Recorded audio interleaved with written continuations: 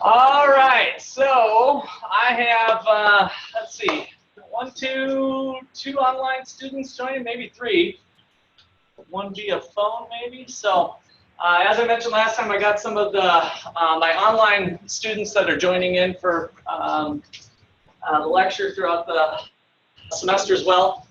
And again, if you guys end up having circumstances that grandma died, but I really hate to miss class, but I really need to get home, you can Zoom in from your home from anywhere in the world. Where are you guys actually physically located, you two that are online? I'm from Phoenix, Arizona. Okay, great. I am from Indiana, but right now I stay in Franklin, Wisconsin. In Wisconsin. Okay, good. So we got Wisconsin. Yes. Yes, all right, and was there somebody else on as well?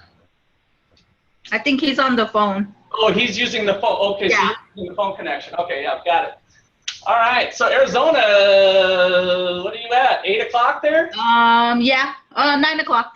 9 o'clock. Okay, so that's kind of the time zone fun that we get to play with. So, those of you who are online, so during the class, I usually have you mute your microphone, and so that little mute button in the left, and then kind of be aware, like Jackie, you're a little bit dark on your face. I don't know if you have any lighting that you could put a little bit in front of you. You don't have to do it today, but in the future, that's in the Zoom contract that I sent out, which I guess I'm going to go over. This is as good a time as any, to kind of think about the lighting, because I like to treat this as if you guys are physically here. So that works. Whatever you just did, that worked good. Okay. All right. So so we're going to all kind of go through this contract, and then I'm going to have you all sign it too, that you agree to this thing in case you end up needing to use it or want to use it later. So, purpose of this contract is to establish rules of game to maximize the learning environment for the class for students attending via Zoom and face-to-face. The professor agrees to provide the Zoom option to any student, provided that student follows these guidelines. Zoom from a room without other people. If that is not possible, not allow people to disrupt you. Treat your Zoom time as if you are actually in the classroom. Virtually, you are. Check your lighting and center your face on the camera. Ideally, your face should make up about 25 to 33% of the screen. So as you're looking at your screen, just to kind of position it right, I want to be able to see you as well as I do the students physically in class. Remote students on Zoom should keep their microphone on mute except when speaking. Do not video mute during class. I want to add there too that because you guys are at a little bit of a disadvantage, if somebody in class is physically waving their hand, I can see them easier. You guys feel free to interrupt me. Don't feel like you can't interrupt me if I'm speaking. So unmute your microphone and just say, excuse me, and I'll try to get your attention so that you can do that. So don't feel bad interrupting me if you have a question. I will try to scan the monitor for all questions, but I guess I said this in the next thing. I just got to read through this thing first, and then maybe I will try to scan the monitor. Look for users, but since raising your hand is not like 3D, please voice interruptions with excuse me. So this is for everybody. All students, devices, and distractions, as we went over on Monday, are to be turned off during class. This includes phones, just don't set to vibrate, email, internet browsers, instant messaging, music, etc. You think you can multitask, but research shows you cannot. Hold a constant level of learning that you can to a distraction-free setting.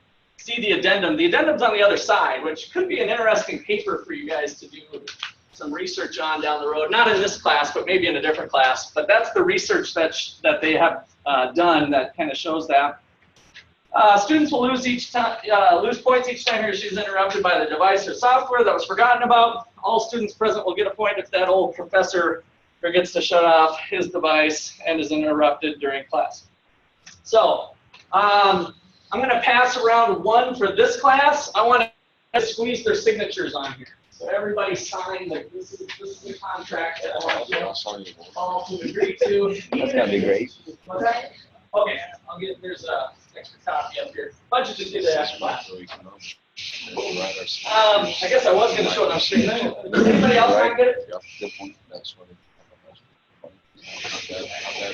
that's a good joke. Why don't you come up here? All right. Anybody else not get a syllabus that wasn't here? Did everybody get that from day one? Okay, so I have a little fun to play. We're going to play a little prize thing right there. So I have some old copies of books that are close to worthless now because it's the 10th edition of the book.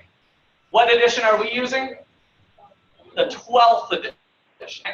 So there are some changes, slight changes to content, but if some of you like having a physical book to read, you're not so much into the digital, this one has both micro and macro. This is the dual book that's similar to what we're using. And this one is edition micro. And this has got a 3-ring binder so you can throw it in, but it's a full color just like the textbook. Again, it's 10th edition, not the 12th. And then same thing with this one. I dug into my shelf. Somebody asked me, Jordan, sorry that I didn't, but you did jog my memory, but I wanted to be fair to everybody to have a chance at this. So we're going to do the old random number generator to see who our winners are, but I just soon only pick people who really, really want text, and some of you might have already gotten physical copy. Again, it's the old edition, so let me start with Zach giving me a number between, gotta go big or go home, 15 to 27. 17 it is, all right. Those who are interested in a copy, raise your hand. Raise your hand high if you're interested in having a copy, because some of you might already have copies already. Okay, ready? 1, 2, 3, 4, 5, 6, 7, 8, 9, 10, 11, 12, 13, 14. Keep them up high. 15, 16, 17. Keep them up. 1, 2, 3, 4, 5, 6, 7, 8, 9, 10, 11, 12, 13, 14, 15, 16, 17. All right, and this one might be especially valuable because it has the macro version too. So brand new start here. In fact, let's just change up the numbers. Let's go between 27 and 33. Pick a number.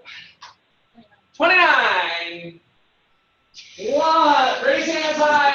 1, 2, 3, 4. What was your number again?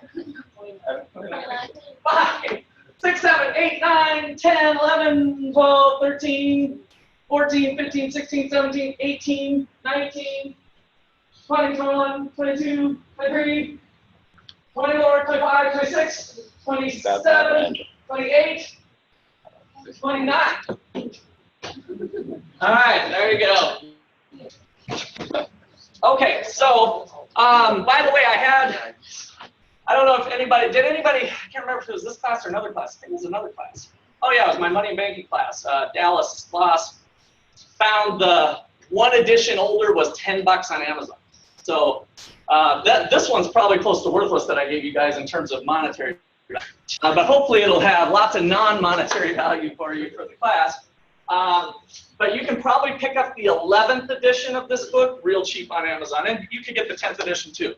So if you want that written copy, those of you who had your hands up, probably just go onto Amazon and check it out. Yeah? Yes? Oh, that's right, Kylo. Yeah. So I sent out an email to everybody.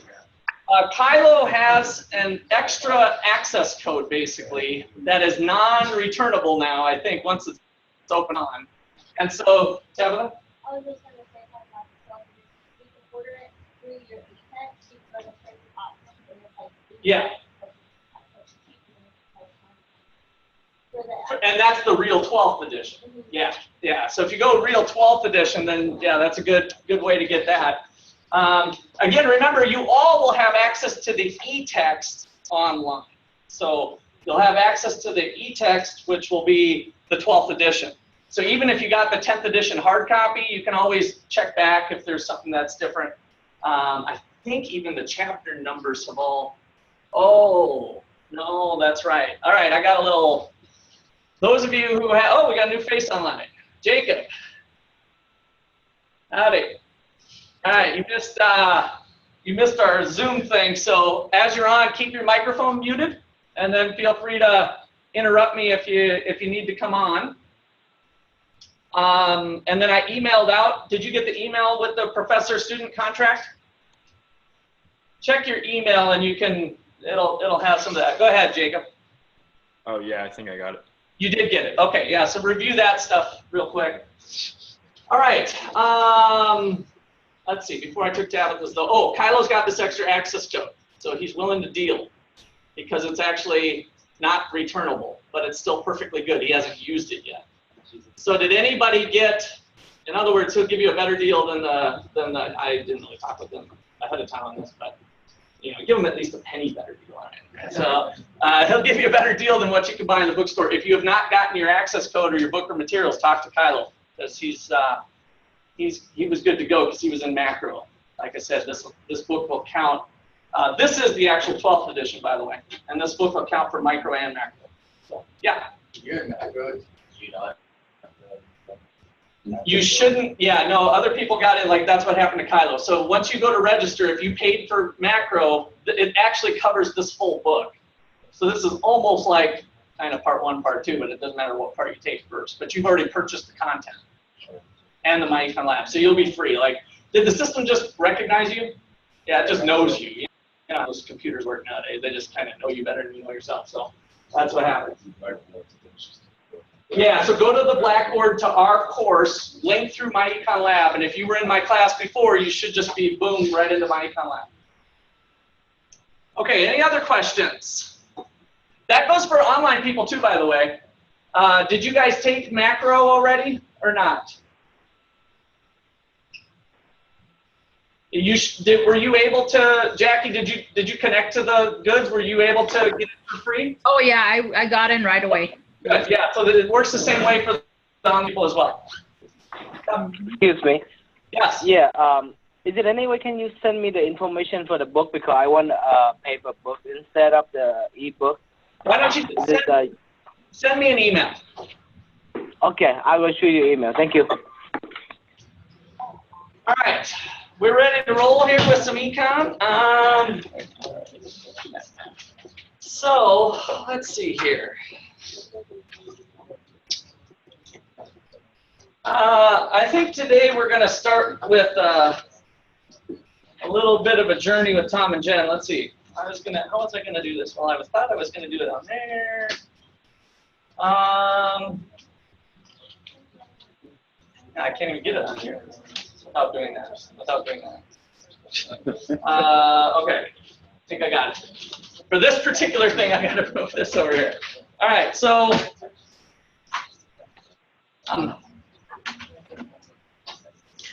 I'd like you all to think about the question, what is an economy?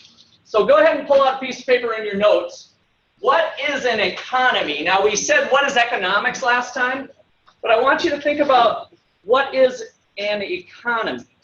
What is an economy? Well, I get this thing juiced up here.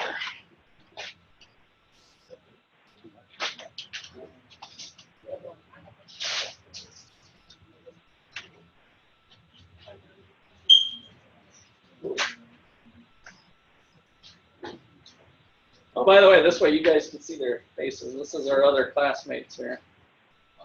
So this is how you guys will show up on this screen. It's the same way. And so I'll try to, I won't always have this, but sometimes I like to do 2 camera angles. That's why I had my laptop here. Because that camera, sometimes it gets a little fuzzy on this side of the board. Ideally, I'd like to bring that sucker right in here, but I need it to be lower so that it's over it. That's something I'm still working on. But this is how the Zoom deal works. All right, so everybody in Kansas, wave to your online constituents here. Okay. Oh, they can't see you. Dang it. One of these days. Well, wait a second. Let's see. What can I do? I can do this. Yes. That'll be easier than turning that thing around. All right, there we go. Now Kansas wave. We got a class of about 45, I think, is our total class. For now. For now. All right, so. Uh-oh, Mom's here. Now you have to tell her about the rules. No distractions from, is that Mom?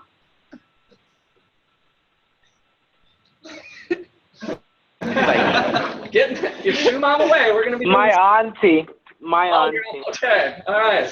Yeah. I'll make sure that's the distractions. Everybody wants to be doing the new cool thing, so you gotta watch that. They will take advantage of that. All right, so let me do a little share screen here.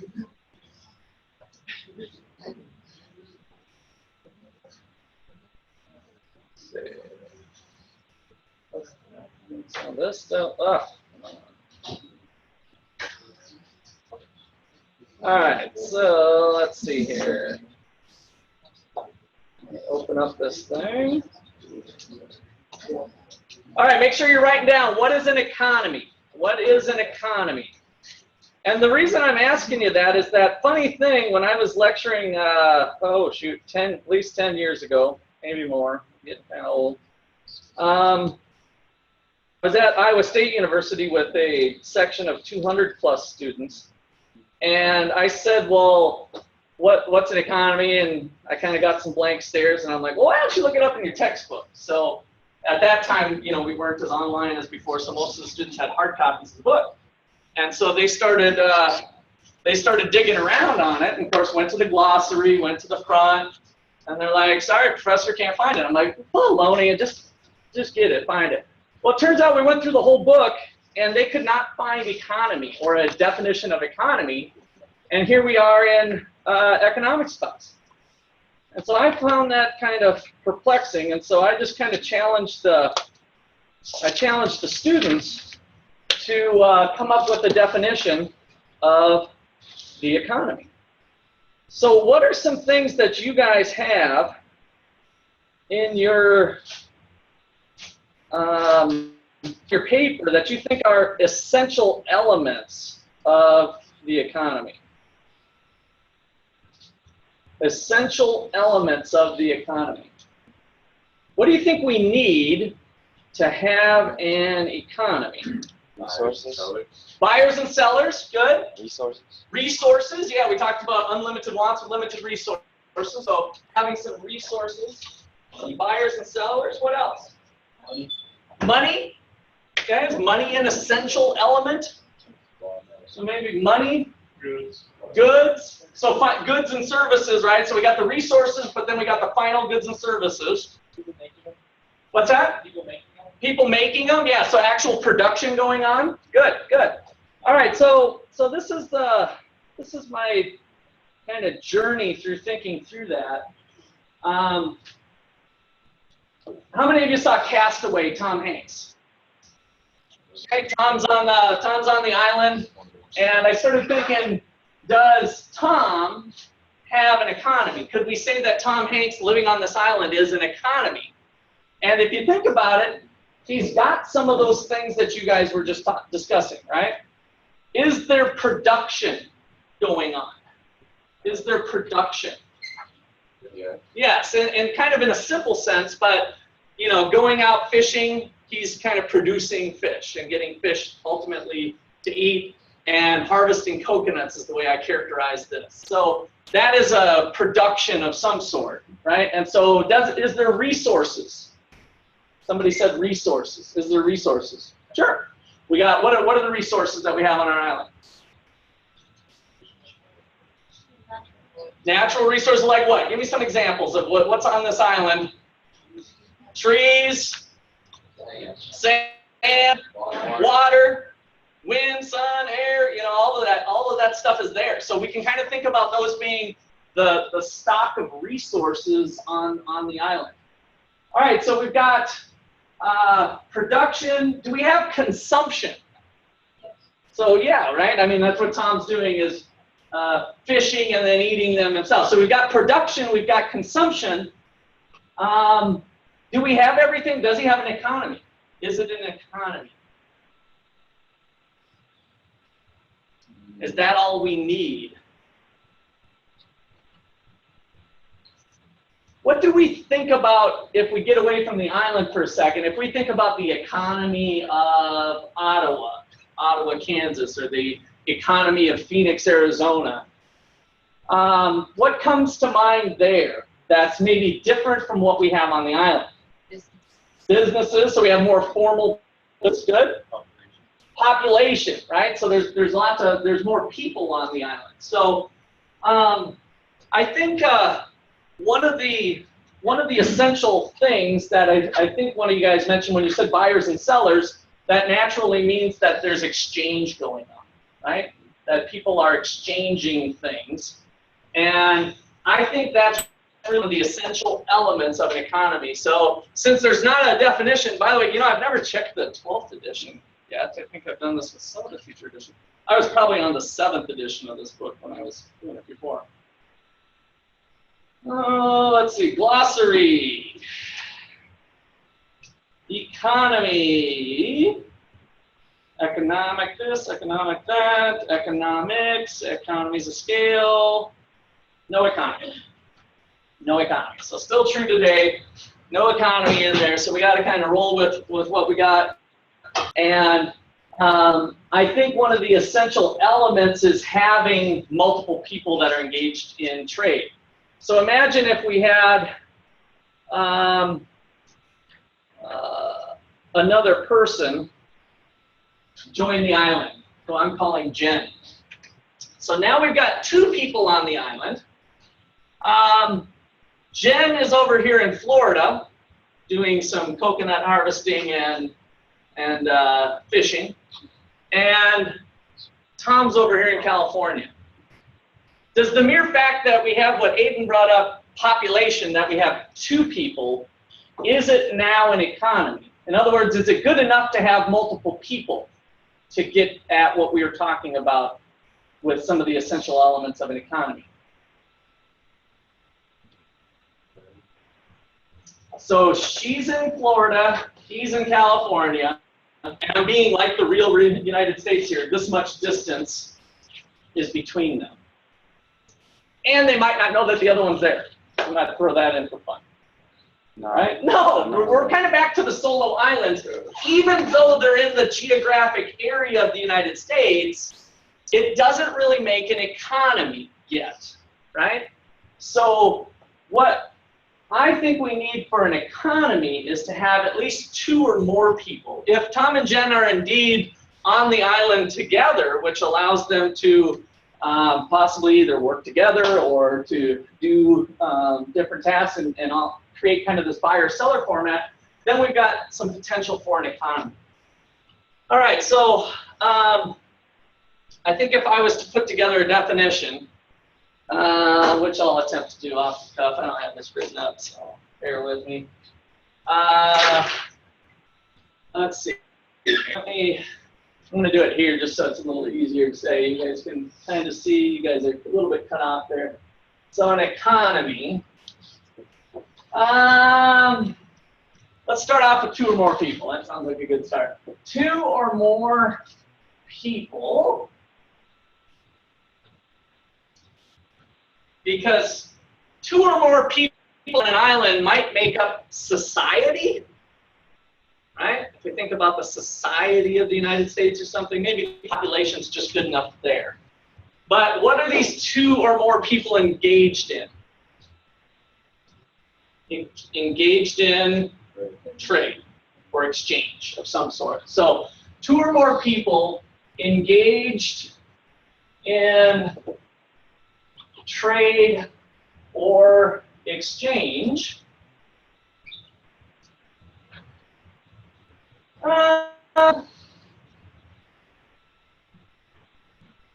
Is it okay if Jen's a 6'5", 250-pound gal, Tom's 100-pound with his clothes wet, and she forces him to work to go fishing for him, otherwise she beats the hell out of him. All right, so now we've got some exchange going on, right? Tom goes fishing, but if he doesn't, he gets the hell beat out of him. We got an economy with that sort of exchange. No. No, I don't like that, right? So I think one of the essential elements to make it an economy again is that we have this voluntary exchange somehow, right? So maybe 2 or more people engaged in voluntary trade exchange in the, we'll go back to the Declaration of Independence, in the pursuit of their happiness, of happiness as he or she defines it. Now, if Jen defines happiness by beating the hell out of Tom, then we just have different types of social issues that we have to deal with, right? So 2 or more people engaged in voluntary exchange in the pursuit of happiness as he or she defines it. I think we're getting to the essence of the economy in the way, similar to the way we did last time with the Adam Smith quote. It is not the benevolence of the butcher, the brewer, the baker from which we expect our dinner, but from their regard to their own self-interest.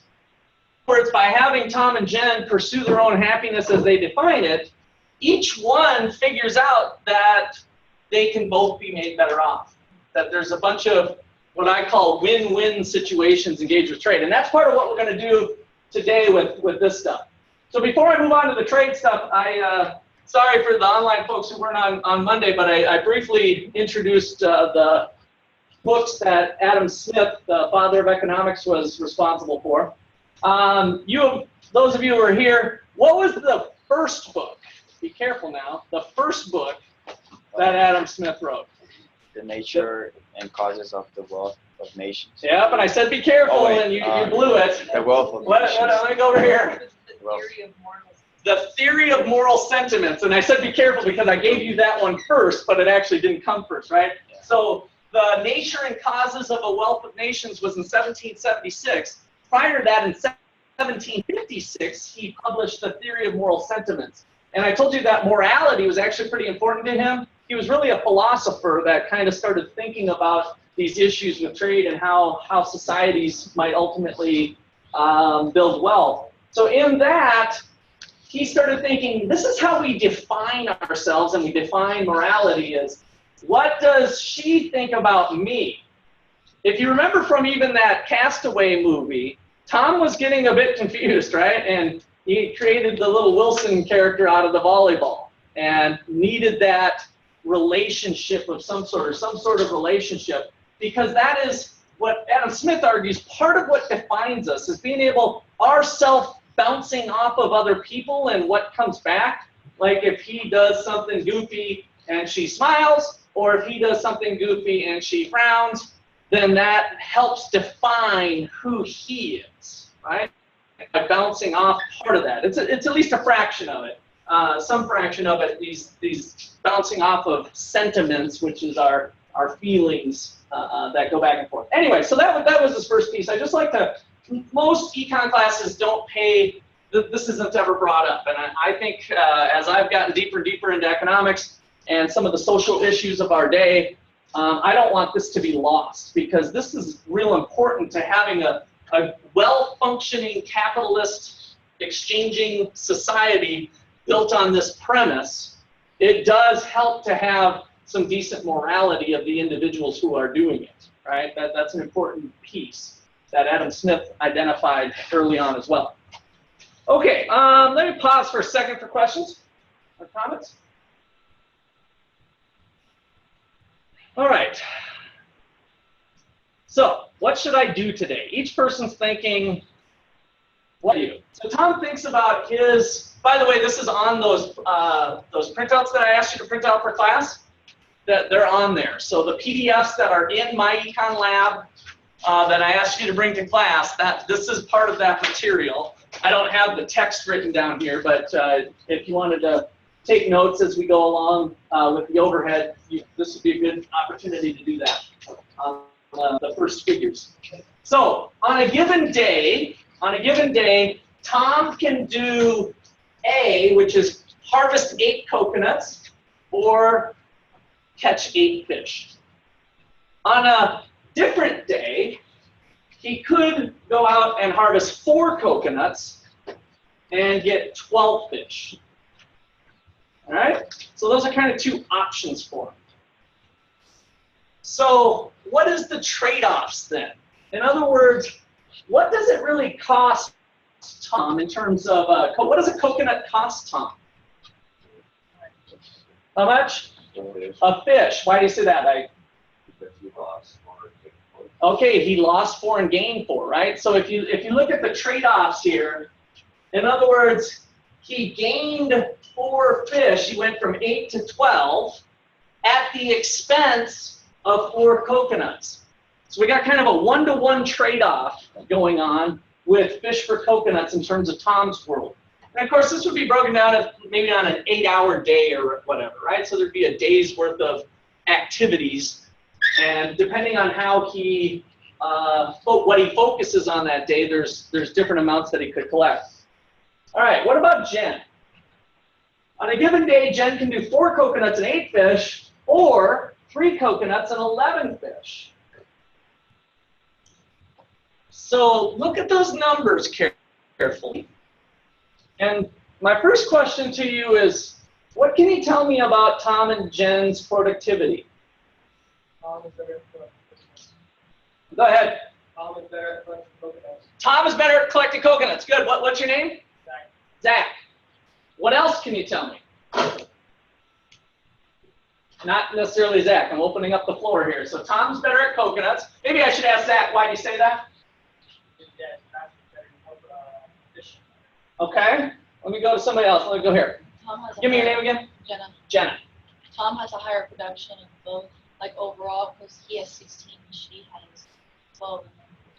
Okay. So if we think about productivity of fish too, Tom is actually better, right? So look at those numbers.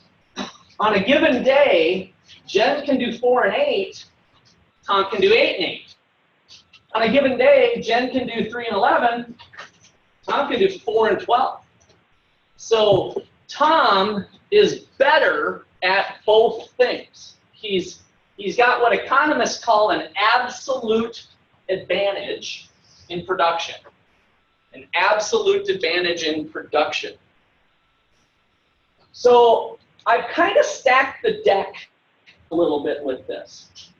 And I'm following one of my famous economists named David Ricardo, who did a similar thing when he was trying to convince the King of England to trade with France. And so we had kind of wine being traded for fish or something. I can't remember what the trade was, what the goods were used. But David Ricardo was a Frenchman, and he came to the king and said, "Oh, king, I know that you're better at producing both goods. We're not going to deny that," right? So he actually presented this economic model that I'm about to show you here. So it's very similar. I'm just kind of following suit. So I've stacked the deck for Tom, so that Tom might be thinking he's all that, right, and a bag of chips. Like, I'm better at her than both things. Why would I want to trade with her? I have no incentive to trade with somebody who's inferior to my productivity, right? So I'm kind of trying to set the stage that way for this thing. So luckily, trade is not based on absolute advantage, but rather comparative advantage. Now, is anybody starting to see what's going on here, that Tom might be able to be convinced that he should indeed trade with Jen? So Jen gave up 1 coconut, got 3 fish. So she gave up all of her coconuts, but she bankrolled Tom's fishing. Okay, so let's go over that again. So Jen gave up 1 single coconut and got how many fish? 3, right? So actually, Jen can fish cheaper than Tom, right? If Tom gives up 1 coconut, how many fish does he get? 1. Jen gets 3, right? So that's where we're going to chase this one down, and that's what's called comparative advantage. So it turns out Jen has a comparative advantage in fishing. So let's put our graphing goggles on next. So we're going to put coconuts on the vertical axis and fish on the horizontal axis. What I've done is I've mapped out Tom's 2 production points. Tom could be at that A combination or that B combination. And given that information, we're kind of doing a slope thing that we did last time, rise over run, right? I give up 4 coconuts, I get 4 fish. So that trade-off is that 1 fish costs 1 coconut is how we think about that. The more formal we're going to put on that is that the opportunity cost of a fish is 1 coconut for Tom. That's the other things that he could be doing that he's not doing. Because on our island, somebody brought up money that I didn't shut down too fast, or maybe fast enough. We didn't have money in our definition. We don't really need money. It's possible for exchange and trade to go on, which it did for thousands of years, without having any sort of currency, any sort of money per se. In macro class, we talked about money in prisons. Those of you who had macro, remember what we talked about? And maybe some of you who didn't have that class. What was money in prison? Cigarettes, right? So it's possible that that can be our currency. How much is that going to cost you? That's going to cost you 5 smokes. What about this? Well, that'll be 10 smokes. Which one do you want? Right? So that money is just helping facilitate trade, helping to make the matches better off. Okay, everybody got this graph down? Okay, good. I see some online nods. I can see you guys too. So, all right. Oops, wrong button. This is one thing I hate about running multiple machines here. So Jen's production possibilities are point A and B, the same thing. I'm just plotting the points. Remember we had our schedule goggles on before? All I did is I plotted the A and B, right? Using our schedule goggles, we can put on our graphing goggles and plot these lines. Again, we see that trade-off, 1 coconut being traded for 3 fish. And so effectively the cost of a fish for Jen is 1/3 of a coconut. Now that might not be immediately obvious here, right? Let's go back to this little part. Let me kind of highlight it. I don't know if my pointer's going to do well here, but this 1 coconut for 3 fish, if I want the cost of 1 fish, now having my equation goggles on, how do I get a 1 over here? Divide by 3, right? This is kind of a simple equation. Sometimes it's like, duh, that's like too simple. Divide by 3, what I do to one side of the equation, I got to do to the other side of the equation. So now I've got 1 fish equals 1/3 of coconut, which is exactly what we got here. Okay? All right, somebody online does not have their phone muted. Lindsay, that might be your phone. I don't see a mute on that. If you can just keep your the phone line that you have on mute. I can mute everybody, but I'd like you guys to get in the habit of you can mute and unmute yourself. Okay. Boom. So, plotting the production possibility. What if we, where do we go from here, I guess? If we're trying to have each person maximize their own happiness, engage in trade, what sort of allocation of labor do you recommend, knowing this information? Kind of, who does what? Where do we go from there? Who should do what? Jen should fish. Tom, coconuts. Right. We're gonna stretch those boundaries and say, let's put the person who's best at coconuts in terms of comparative advantage. Remember, Tom was ultimately more productive in both goods, but in terms of comparative advantage, let's have Tom go harvest coconuts. Let's have Jen do the fishing. And if we assume that their productivities were constant with that trade-off, a 1-to-1 to 1-to-1, what's the maximum amount of coconuts that Tom could do? F16, right? Starting from this point, all we're doing is that rise over the run business, right? Give up 4 more fish, get 4 more coconuts, give up 4 more, get 4 more. And we're just maxing them out until he runs out of time. Same thing for Jen. She's going to go fishing, and if she maxes out, she'll have 20 fish. Now, in the real world, would it be a good idea to completely max out your specialty? If we start to get back to the real world, what might be, if we were talking countries back to France and Great Britain, would it be a good idea? Would it be a good idea for France to do all the coconuts and England to do all the fishing? Okay, it depends on what? Depends on what? If they're trading, well, let's just say that that's what they are planning to do is trade. There'd be no competition, so they would be able to set prices better. Yeah, well, actually, I'm not as worried about the competition thing. But let me change it to Tom. We got this country alliance. Tom, you produce all the weapons. Jen, you produce all the food. Any issues with that? 2 independent sovereign nations. And did this, some economist told me that, hey, I'll produce all the nuclear weapons. You produce all the food. Would that be a good idea? All right, now I'm really starting to hopefully get the point across is that there might be some issues with national security or some other things. This is still an economic model at the end of the day, but in general, we'd start to move that direction. And as we got more sophisticated, we probably wouldn't go to what we call a corner solution in math or in economics class. These are called corner solutions, where the solution, according to the way we've got things set up, is for Tom to do all the coconuts and Jen to do all the fish. But again, this is an economic model. We're going to push that envelope. Let me digress slightly here on the economic model business.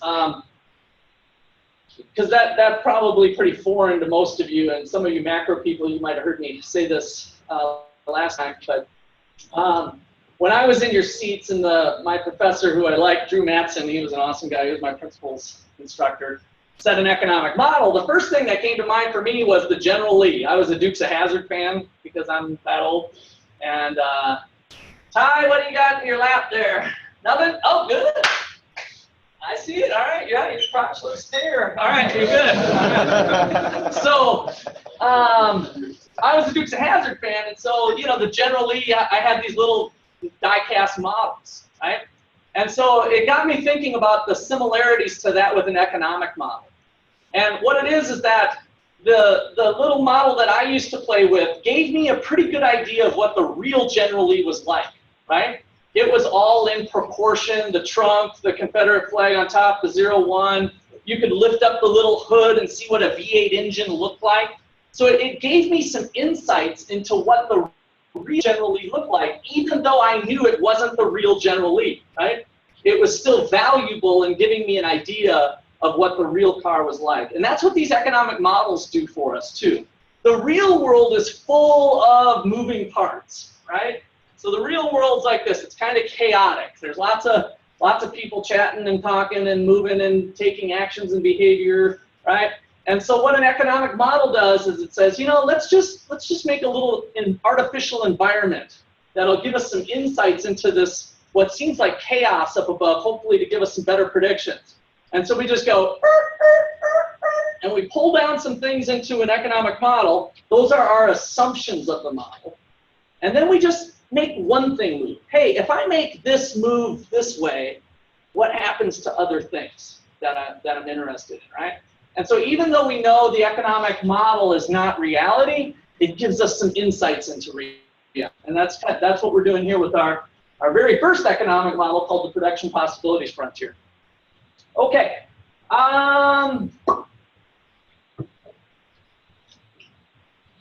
Look at what happens with specialization and production. So Adam Smith with the Wealth of Nations business, one of his primary contributions in that is the allocation of labor. In other words, the specialization of labor and looking at what the results were.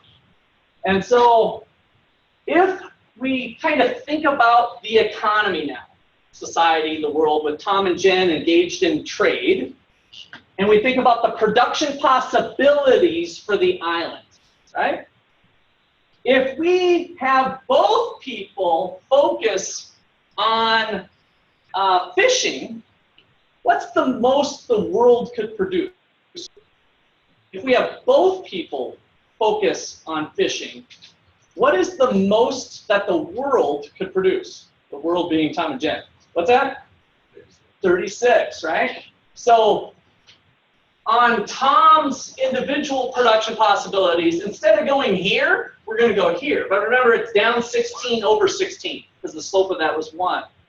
So Tom would be at 16. We already did Jen before here at 20. So 20 plus, let me move up my gizmo here to get this endpoint. 20 plus 16 gives us 36. So all of a sudden, this little point here becomes a production possibility for the world.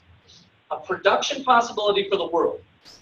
Now, if we're being smart about it, and we're like, you know, these fish are great, but I could use something to drink. I could sure use some coconut juice, or maybe I want to saute this baby with a little coconut flakes or something. If I want to get some coconuts, who do I send out, Tom or Jen? I send out Tom, right? So I'm going to send out Tom if I want to get more coconuts because he's got the comparative advantage in coconut. So I give up one coconut, I get one, I give up a fish, I get a coconut. I give up another one, I get another one, I get another one, right? So I can keep trucking along this. In other words, all of these combinations along this line represent other world production possibilities. World production possibilities. Now, eventually I get up to XC. What's happening at XC that all of a sudden the slope changes and it gets kind of kinky on us? We've maxed out. What did we do? No, I'll come back to this in a little bit, but it turns out they're all equally efficient. So this one actually isn't the most productively efficient point. But you're right, it looks awfully nice because it's kind of the furthest away from the origin, right? It's kind of bent out. But I'm just wondering, why the kink? Okay, we start shifting more. Oh, hey, Joe. Gosh, you happened to come in right at the climax of the production possibilities frontier. All right, this is our econ tutor, people. So he's going to write down his contact information, and I just wanted to make a connection face-to-face if you guys didn't know who Joe was. So he'll put his phone number down too. So how the tutoring works is if you can do some one-on-one. Were you going to kind of do it similar to the way you did it last time, or were you thinking a little office hour thing, or? No, it's just by appointment. So just text me or email me and get a time set up. And it can be kind of a group thing too, like just if you make a special appointment and then there's other people that maybe want to join, so that's fine too. So the university pays a little bit of money to Joe, and his value is above that. We'll get that once we get to the labor market. I'll put Joe's value on here and show you how much higher it is than the pittance that. So we've got a lot of economic profit that we're earning off of Joe. So make sure you take advantage of his opportunities. Anything else? I don't think so. Any questions about the tutor in general at all? Okay. Thanks, Joe. Yep. All right. So back to the production possibilities here. If we go this way, what's going on? In other words, let's say I'm at 16 coconuts and 20 fish, which again look like a great spot to be. I'm not denying that, but there's a kind of a technical thing that I'll go over later. But what's going on when we have here? In other words, why does this fall down? It's like trucking off. Why doesn't it keep going like this? Why does it, boom, slam down? We've maximized Tom's production of it. Good, right? And so now if we want more coconuts, who has to go do them? Jen. And if Jen goes and does them, it's more costly. She has to give up 3 fish to get 1 more coconut. It's still possible to do, it's just going to be more expensive, right? So later on in the semester, we're going to talk about the law of increasing cost, that as we start to produce more and more of a good, the cost of the additional unit eventually starts to rise. And here we don't even have money, right? Because we're thinking in terms of the trade-offs of one good for the other. All right, so that's what this point is illustrating here, is that these are all still production possibilities for the world. All right, inside the curve, I wanted to point out something. So I just put in XA and XB. What I did is I put at the A and the B that I gave you, remember both people were producing both goods. Jen was doing both coconuts and fish. Tom was doing both coconuts and fish. At their A quantity, here's where that line lies. At the B quantities, here's where that point is. What am I getting at here? Why? What can you tell me about XA and XB? Yeah, when they're on their own or doing their own thing or not, thinking about things, they're not maximizing their own potential welfare back to the happiness factor. Because what's important here is to kind of put another little L on here. What's true about this point, this point, this point, this point, this point, this point, this point, this point, all these points, including XC, compared to XA? I'm trying to make XA my little axis there. What's true about all those points compared to XA? They're more efficient. Give me more specifics than just more efficient. What does it mean to be more efficient? Get more goods. More of which one? Both, right? By engaging in exchange, it's possible, if we're acting more efficiently with our scarce resources, which in this case, by the way, is the scarce resource of Jen's labor and Tom's labor, right? If we get back to kind of the resources on the island. If we get them operating differently, according to their comparative advantage, it's possible for us to have more of both goods. That's pretty awesome. That is truly something out of nothing. In other words, did I increase the resources on the island? No. The resources are the same, right? I'm getting, poof, this is as close to what economists call a free lunch that we have.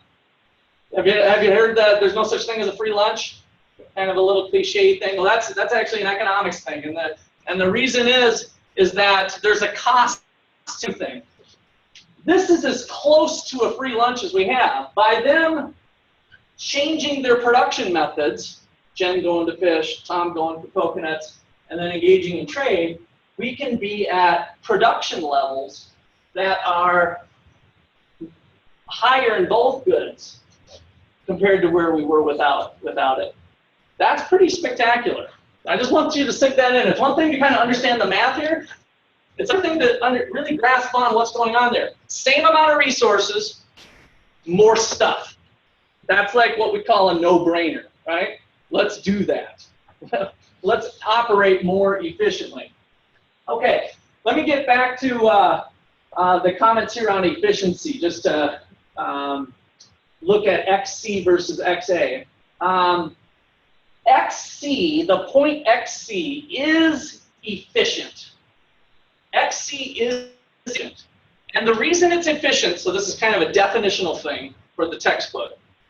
In order to get more fish, if I'm at XC, in order to get more fish, what must I do? I have to give up some coconuts, right? Now, XA is inefficient because it's possible for me to get more fish without giving up any coconuts. In fact, I can shoot right over here, right? I can go from XA to right over here. That's a bunch of free fish because I didn't have to give up any coconuts for it, right? So this is an inefficient point. This is an efficient point. So by definition, an efficient point of production is one in which the only way you can get more of one good is to give up some of the other. That's one of our definitions for efficiency. So let me write that on the, I'll write that down over here. Sorry, online people right now, you might have to just kind of listen to me. I don't know if the camera's going to get all the way over here, but so definition. Yeah, we're still listening. Efficient. So for efficiency, and this is, you know, let me put this a little more formally. This is a productively efficient point or production efficiency. Productive or production, we kind of use interchangeably. Productive efficiency means that in order to get more of one good, you must give up some of the other. Graphically, all points on the production possibilities frontier, all points on the PPF are equally productively efficient. I'm just going to put PE now for production efficiency. All points on the production possibilities frontier are equally productively efficient.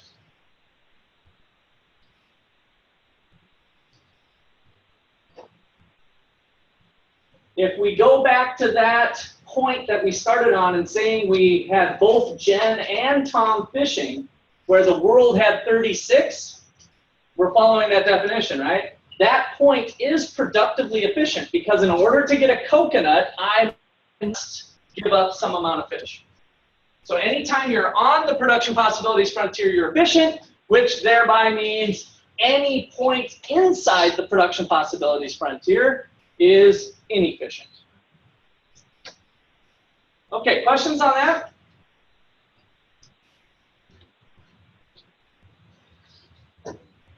All right, let's see here.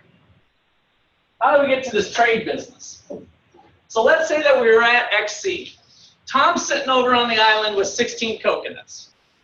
Jen is sitting there with 20 fish. And so they both fully specialized in the thing that they had a comparative advantage in. And so now Tom's got the coconuts for sale sign up, right? Jen ultimately has the fish sign for sale. And what we want to think about is, what does Tom need to get for one of his coconuts? In other words, what's the minimum price? One fish, right? And why is that the minimum price? Because that's what he can do himself. In fact, it probably has to be greater than one, right? Because otherwise he could just do it himself. It's like, screw that, I'll just make the trade myself. So if he gets at least one fish, he thinks he's getting a deal. It is actually impossible for him to do better. If he gets greater than one, he on his own ability, remember I'm the best at everything. I can outproduce both fish. Turns out he cannot do better himself, right? So even for our productive Tom, he cannot do better himself. Now on the flip side, Jen wants to get some coconuts. And so what is she willing to pay? 2? What's the most she's willing to pay? 3, because she can do it herself again, right? So she'd probably be wanting to pay less than 3, but that kind of makes the upper bound for what she's willing to do. Poof! A market is born. This is capitalism. All prices that are somewhere between 1 fish and 3 fish. I don't count. All prices between 1 fish and 3 fish do something very, very, very, very, very, very, very, very, very, very, very, very, very, very special. It makes both people better off. Nobody's worse off. It's not a win-lose deal. What I win in fish is not what you lose in fish. It's a winner and a win. Chicken dinner. Somewhere in there, probably. Right? We have a win-win situation. We're at a situation where Tom could do no better himself. Jen could do no better herself. By engaging in trade, he wins, she wins. What's so special, why I wanted to give you so many berries off of that, is that these two people could hate each other's guts. And they still might find it advantageous to trade with each other, right? Again, both of them cannot do better themselves. It is literally impossible. So even if they don't like each other, trading with each other might still go on.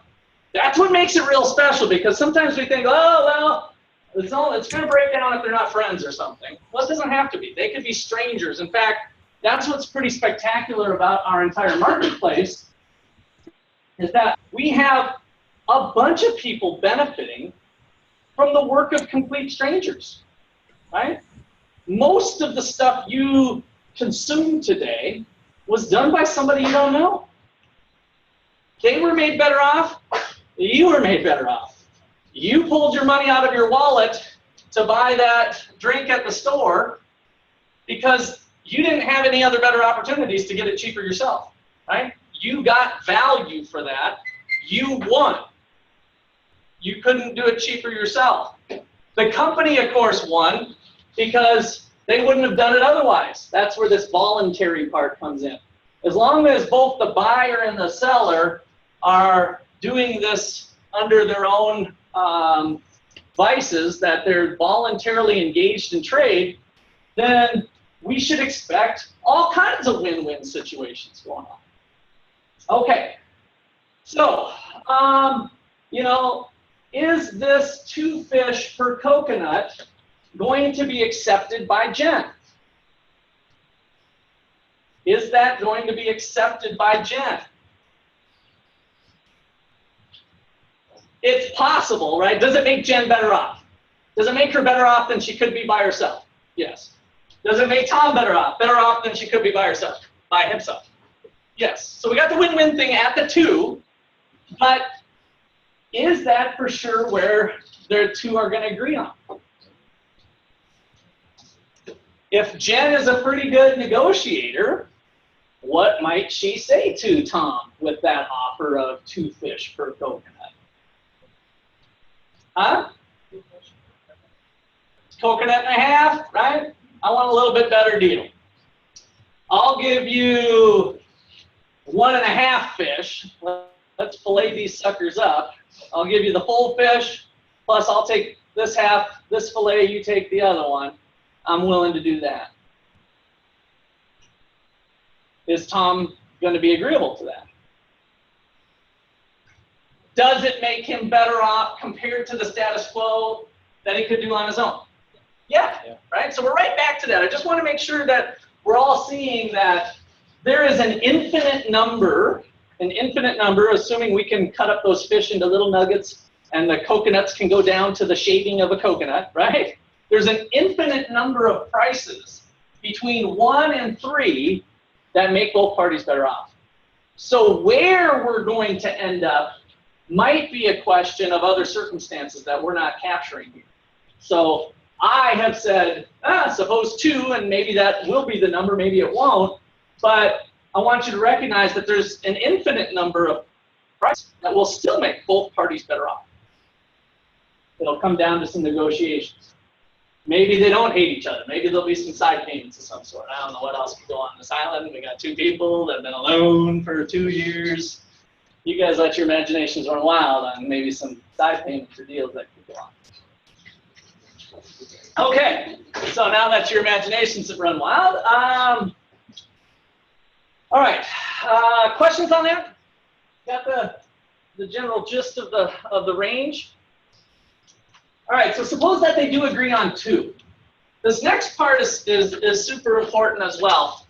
And I have replicated the orange production possibilities for Tom and the blue Jen production possibilities that we saw before, that we worked on, the trade-offs that they face.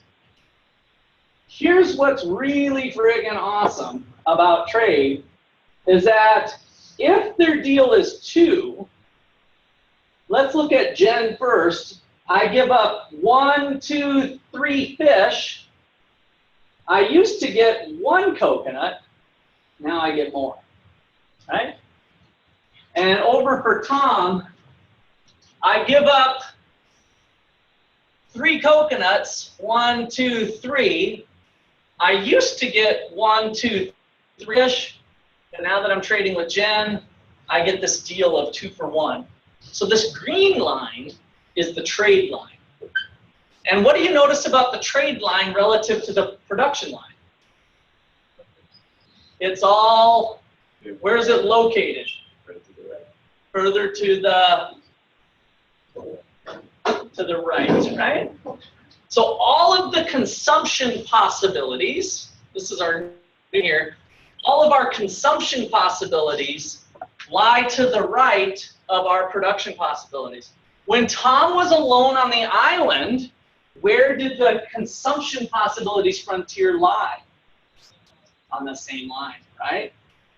If Tom's by himself, this is his consumption possibilities. His production possibilities are his consumption possibilities because there's no trade, there's no economy the way we defined it, right?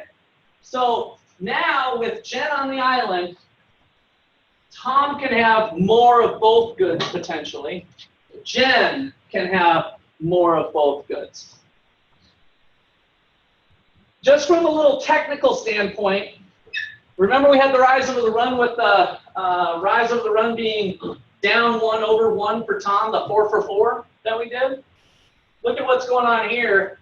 Down 16 over 32, right? Because our trade amount was 1 coconut for 2 fish. Same thing's going on for Jen.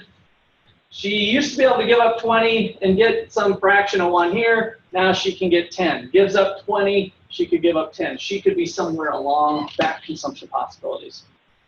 So this graph shows all the win-win possibilities. Why, in some ways, it would be foolish for them not to engage in trade. The market system provides opportunities that aren't otherwise there. All right, questions on that? Kind of hit you with a lot of stuff here. This is really chapter 2 material, by the way. Chapter 2 of what's due this week. So where does this take us today? Yeah, this is great, Russ. We learned about Tom and Jen on some fictitious island with coconuts and fish. But we live in a country with 300+ million people, right? Our island works this way. How do those concepts apply to reality? So I like to think of this kind of being like Shark Tank. How many of you watch Shark Tank? Any Shark Tank watchers? You know, what's their one question when some kind of mom and pop operation that has a good idea, what's one of the things that Kevin and the other guys are worried about as they're asking for a large investment in their company? How much have you made? So they want to see a track record. What else? Let's say that they've been operating out of their garage, making some sort of little thing. They've got a little bit of online sales. What's your cost? Cost per unit is another thing. What else? Ooh, that was almost going to be ugly there. Got it down. Is it what? Is it patented? That's another one. The production is something that they're usually worried about. If you've been making this out of your garage, and it's because you love the product, and maybe it takes a little bit of skill, You know, sometimes they'll say, well, what happens if you get run over by a bus, right? You've heard that on Shark Tank. They're kind of worried if it's kind of solo to that person. In other words, how does this thing scale up? If you're currently selling 100 units a month online, how do we get it up to 100,000 units a month online? Because if they're going to invest in the deal, they want it to be able to scale up. So I'm kind of presenting this to you. How does Tom and Jen scale up? How do we get the same sort of concepts going? Well, this is what happens. The economy is, in my opinion, over here. The happiness part, we've got a bunch of people, 300 plus million people, that are trying to make themselves as happy as possible. That happiness gets derived in many ways, but one of the things that determines happiness, according to some economic research, is the stuff that you buy, to some degree, right? We can talk about all day long about the level of stuff. Do I have a $400,000 house or a $4,000 trailer, right? But the level of stuff is one of the things that impacts our happiness. By the way, we'll be modeling, that'll be a chapter that we'll cover on utility, on kind of creating a happiness meter. So that's forthcoming. So we've got people trying to maximize their happiness. In doing so, some of them choose to organize themselves as a company. Think about what a firm does, right? It's people that are working together in all kinds of different roles. Some people are keeping the books, some people are running the printing press, some people are sweeping the floor, some people are making phone calls on sales, right? But what you're all doing is you're all specializing in what you're good at, or what you developed skills in when you went to college, for instance, right? So that role that you're playing, hopefully you gravitated to something that you're good at. That's generally what we do, right? I'm kind of good at numbers. I think I want to study economics. I'm good with people. I'm going to study marketing and get into sales, right? You see how what Adam Smith called the invisible hand starts guiding you according to your own preferences into the things that you're probably good at, the things that you have a comparative advantage in, just like Tom and Jen on the island. And so the company that you go to work for is the one that you probably contribute the most value to according to your skills and abilities. And therefore, sometimes you have to work for a suck boss for a while and then you trade another one, but hopefully you eventually find a company that suits you well and you suit them well, right? And that usually leads to higher pay in the market. And we'll talk about the labor market as another topic that we'll get to down the road deeper into the material, is that sorting that goes on in the labor market. So the presentation that I have here is a little bit different than what you'll see in a lot of econ textbooks. This is the material that I developed that I haven't seen, and I used to do this with markers, and then I kind of made it a little more formal. I did it with the blue people here because these people are these people. In general, when we saw this before, and the one that's used in the textbook, by the way, this will be just businesses. There'll be like a B here, or firms, and there'll be a circle. This H for households. And it's like households and businesses. And when I was in your guys' seats, I always kind of thought it was setting up this me versus them mentality, right? Like that's the businesses, and they make profit, and they should be doing some things. But in reality, them is you. Right? These people go home after their shift and go to the bathroom and use some toilet paper, right? And watch Netflix, right? These people are these people. This is who we're actually concerned about in the economy. This is just a manifestation of specialization and trade, of us doing what we're best at. And we kind of gravitate into these companies, and by giving them 8 hours a day, they give us a paycheck. And then we take that paycheck and we run to one of these companies and we can junk, right? So this sets up our market system where we have goods and services coming this way out of the businesses. This is the Applebee's steak, the drinks, the beer and chicken wings are all kind of flowing this way in exchange for payment in the cash register, right? The final goods and services are being traded up here. Down here, we have the resource market, where we have the households ultimately are the ones that own the resources. Help me out with that again. We did it last time. Resources, land, labor, capital, entrepreneurship. All of those things are owned by people.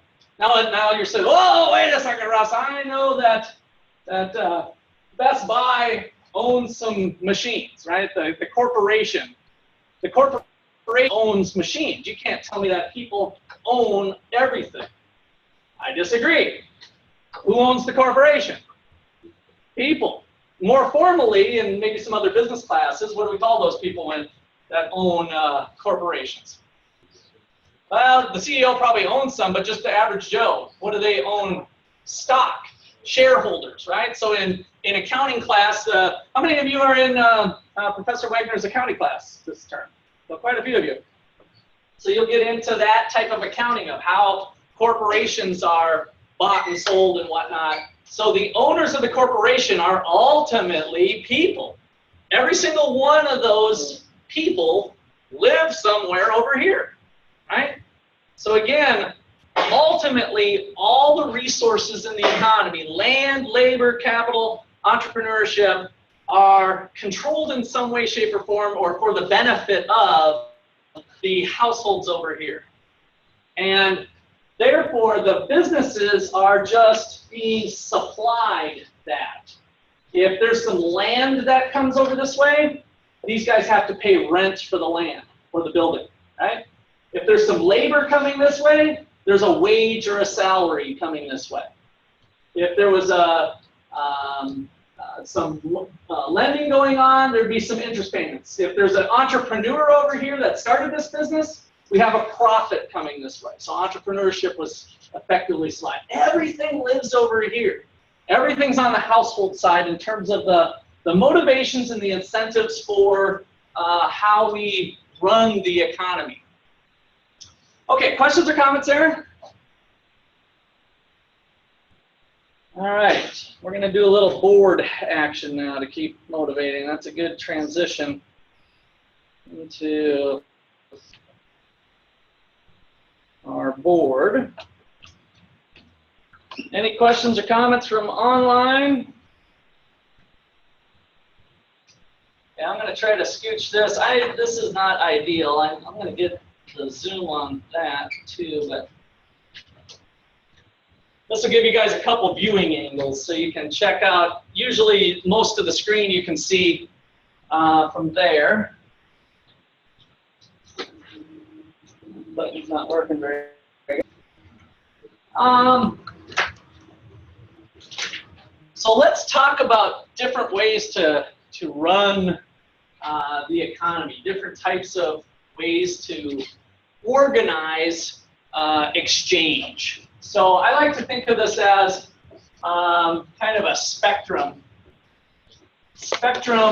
of governance on how we organize the society. So I kind of want to draw a line like this. Oh, by the way, for note taking, I think most of you kind of get this, but usually whatever I write on the board, you should write on the board or write on your paper. And I try to write things out so that you have a good set of notes that you can review, especially for those of you in class having the in-class exams for short answer problems. This is good material for that. So that'll come in large part from lecture notes. Okay, so at one end of the spectrum, we have no government. What do we call that? Anarchy. Yes. So anarchy, right? So kind of I guess a completely, almost maybe absurdly, free market. Really free from any sort of, and maybe I should be careful and call this like totally free. Totally free market. No organization at all in terms of that. So no government. And at the other end of the spectrum, we have complete government control. What do we call that type of leader, like down in Cuba? Or North Korea is probably a better example now, but what's that? No? Dictatorship is what I was looking for. So we have complete government control by one person. And that is our dictator.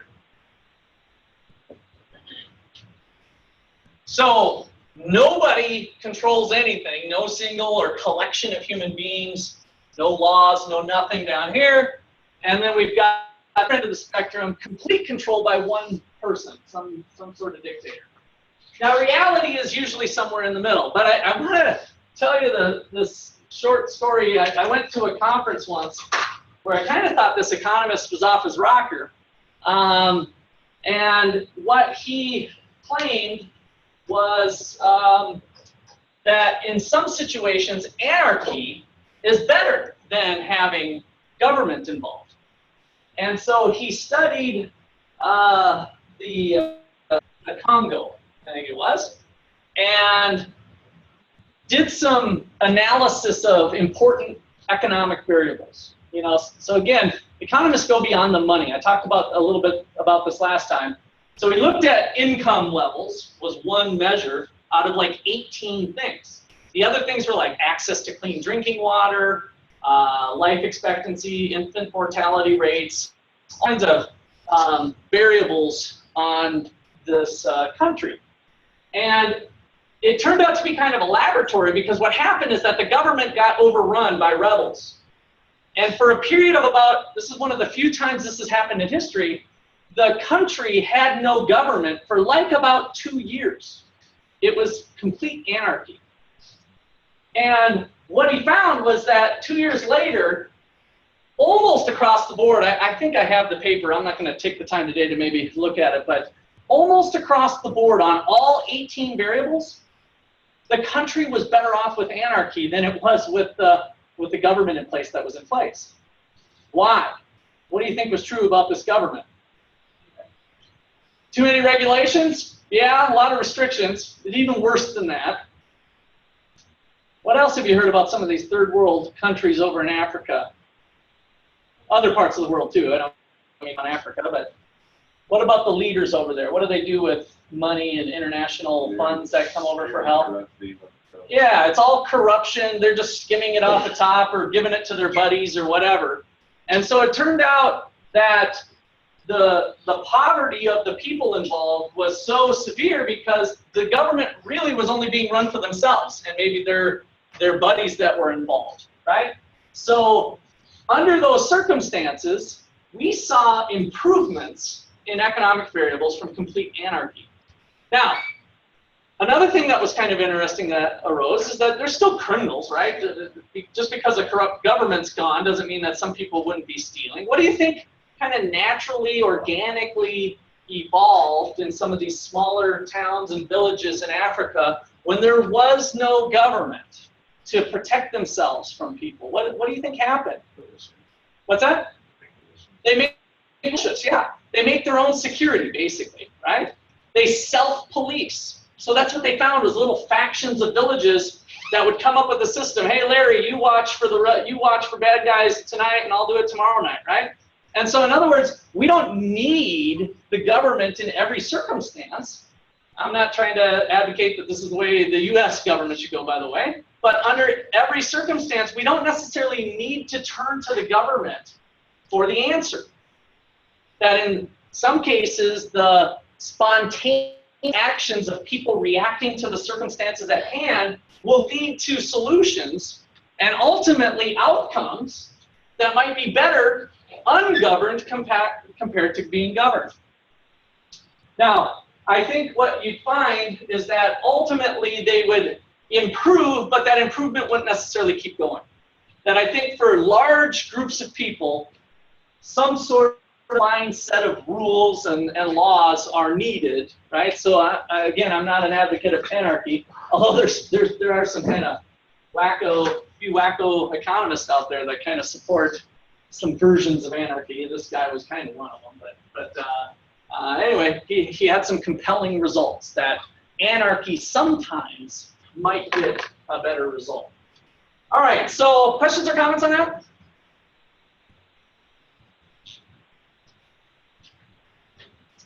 Okay, so where's the real world? So, you know, the good old US of A, probably somewhere over here to the left, roughly. I think once upon a time we used to be known as the freest country on earth. According to some data from a graduate from Ottawa University, Jim Gwartney is a guy that I've been with, and he's a fairly famous economist in the area of economic freedom. And so he started publishing rankings of all countries around the world. And currently this year, the United States is ranked 19th. Back in as early as the 90s, at some point, the United States was in the top 3. At one point, they were number 1, but and so the number 1 country right now that's been number 1 for a long time is Hong Kong. Now, does anybody know any history about Hong Kong?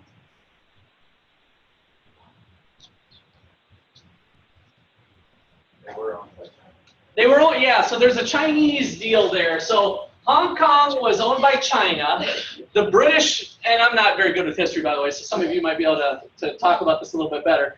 But the British started taking over the world, British imperial, if you remember studying that about world history. So the Brits grabbed onto Hong Kong and said, hey, this is kind of a cool little island right off the ocean. We can do lots of stuff with Hong Kong. And so they took over. They basically took over by force Hong Kong and had that for a number of years. And then, I don't remember the exact date, but I believe it was maybe 1953 or so, the Brits released Hong Kong under the condition that it could not go back under communist rule.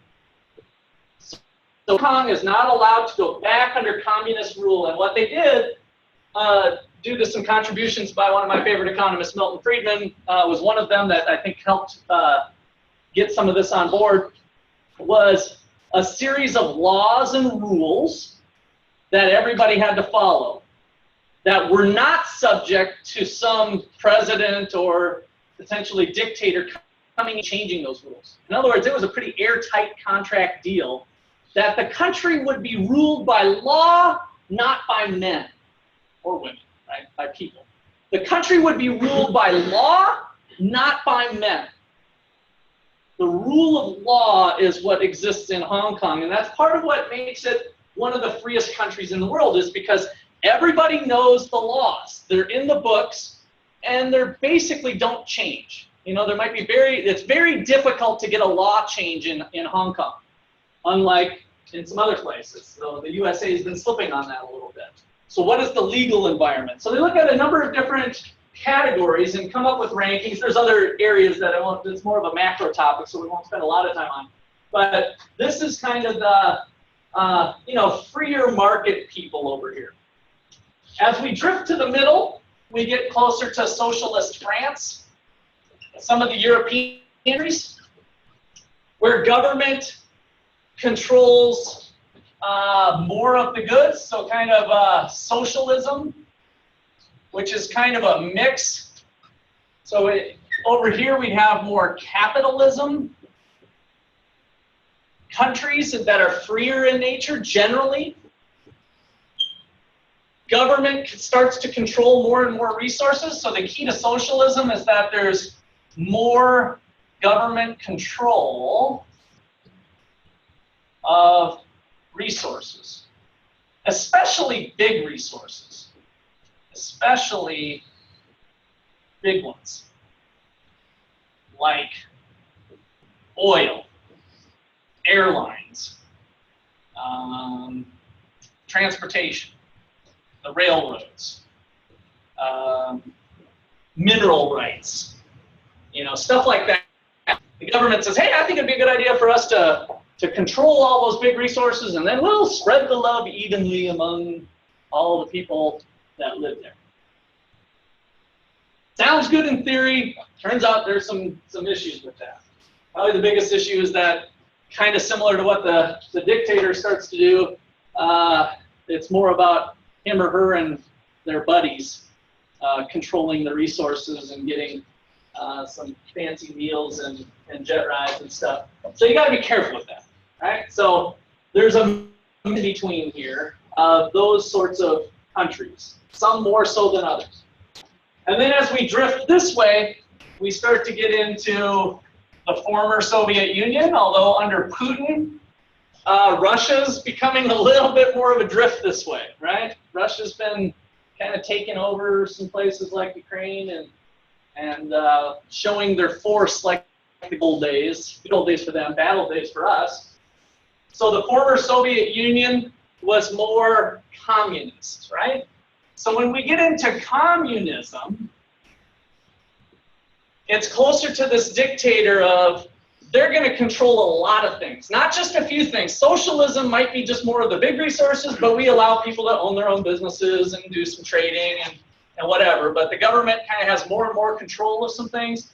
With communism, there's going to be a lot of government control. So Cuba is high on the list here towards Fidel Castro. Venezuela is an absolute mess right now. They've been in the headlines because they are over this way. They had kind of a populist leader. That was Chavez, right? Anybody know some of that story? Venezuela? Venezuela? Anybody?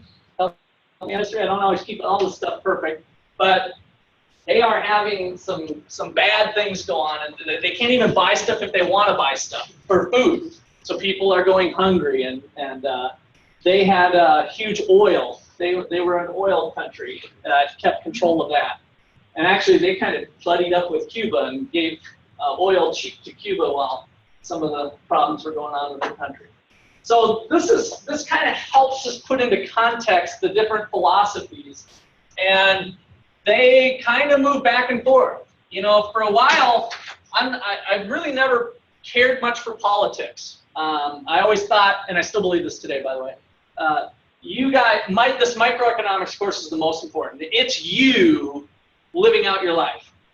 For the most part, whether Hillary gets in or Trump goes in or Democrat, Republican, the USA is going to kind of waffle back and forth, you know, between this direction, a little bit bigger government, transfer programs, a little bit less government. So over time, the United States has kind of waffled a little bit. I really don't think we're ever going to get down this path. To me, it's a little, you know, pushing that direction. I think under the Obama regime, where we've got Obamacare, right, control of bigger industries, that's kind of what's going on. I'd say it's a fair statement just by looking at the data to say that the United States has drifted this way, right? But for the most part, I think you guys need to be concerned with yourself, and whatever, who's in office is going to probably play less of a role in your life compared to your own decisions that you need to make, which is what we're going to work on in this class. Okay. Questions, comments there? All right, so the one thing I wanted to highlight with capitalism here is the focus on the individual. On this side of the spectrum, more focus to government ownership. Here, it's individual and or private ownership is the focus. Individual or private ownership.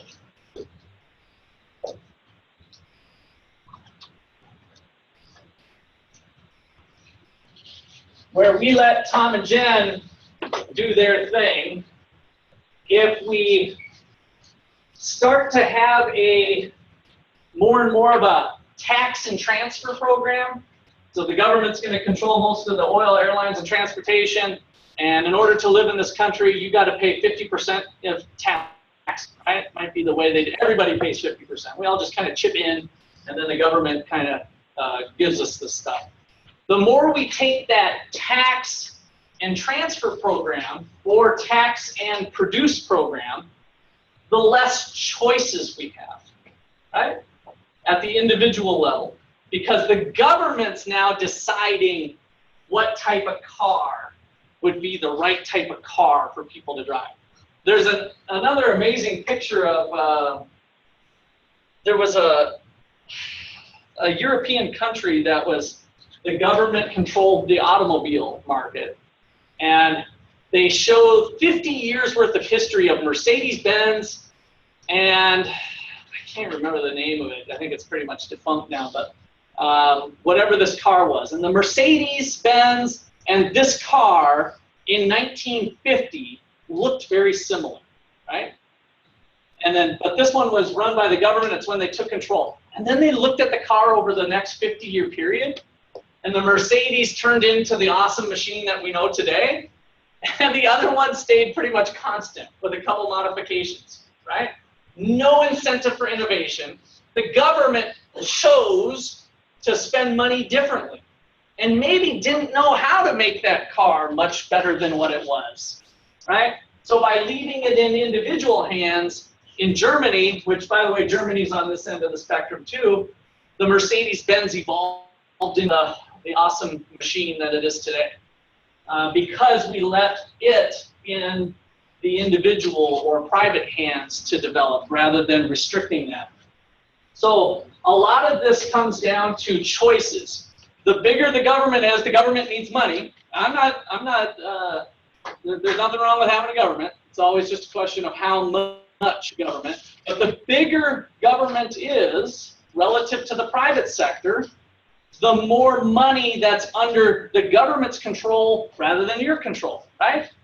Because that stuff has to be paid for some way, and that means your taxes are going to go up.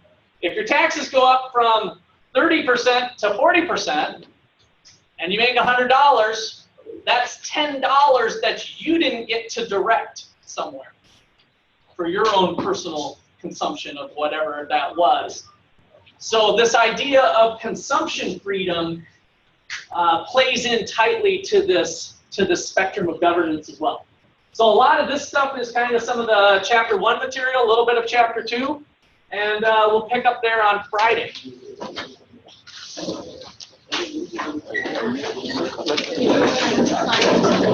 Yeah, actually, did that one get passed around? I might not have been clear on that. If you sign the Zoom contract, you can just turn them in. I was going to have everybody sign the same one. I don't know if it kind of stalled out back there, but everybody needs to turn in one of these Zoom contracts. And online people, also, you can email that to me back to just say that, acknowledge that you agree to it, okay? You don't need to sign and scan. I'm cool with you just sending it in with email. Okay. It's right here. Yep.